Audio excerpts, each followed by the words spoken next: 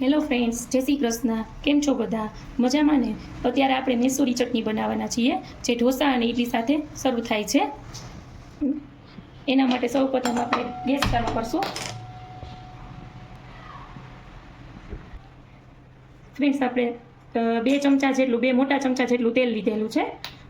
Friends, આપણું તેલ ગરમ થઈ ગયું છે. તેમાં 1 ચમચી જેટલી રાઈ,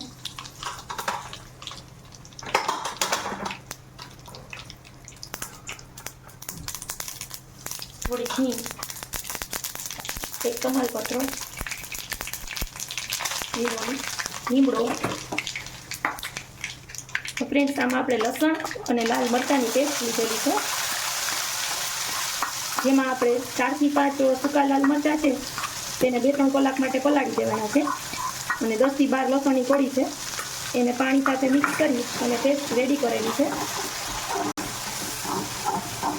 લાલ મરચાં અને લસણની પેસ્ટ સરસ સતળાઈ જાય ત્યારબાદ તેમાં 4 નંગ ડુંગળીની પેસ્ટ છે એ એડ કરશું.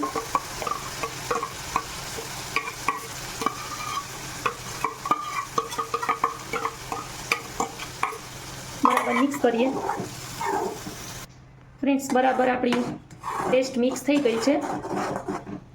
હવે આપણે આમાં 3 નંગ મીડિયમ સાઇઝના ટામેટા એની પ્યુરી કરેલી છે એ એડ કરશું. બરાબર મિક્સ કરીએ. ફ્રેન્ડ્સ, આપણા ટમેટાની પ્યુરી પણ સરસ સતળાઈ ગઈ છે. હવે બધા મસાલા એડ કરશું. સ્વાદ પ્રમાણે નિમક એડ કરશું. લાલ મરચું અડધી ચમચી એડ કરશું. 5 ચમચી હળદર, 1 ચમચી ધાણા જીરું પાવડર, અડધી ચમચી જેટલો ગરમ મસાલો,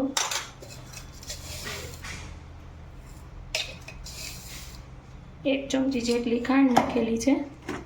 મિક્સ કરીએ. ફ્રેન્ડ્સ, હવે આપણે આ બધા મસાલા એડ થઈ ગયા છે.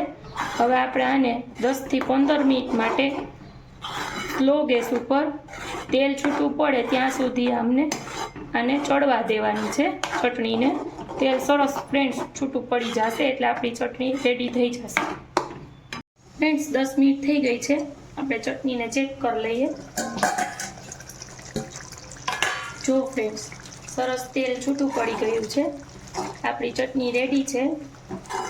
તેને સર્વ કરીશું. રેડી છે. હવે તેને ધાણા ભાજીથી સર્વ કરીશું.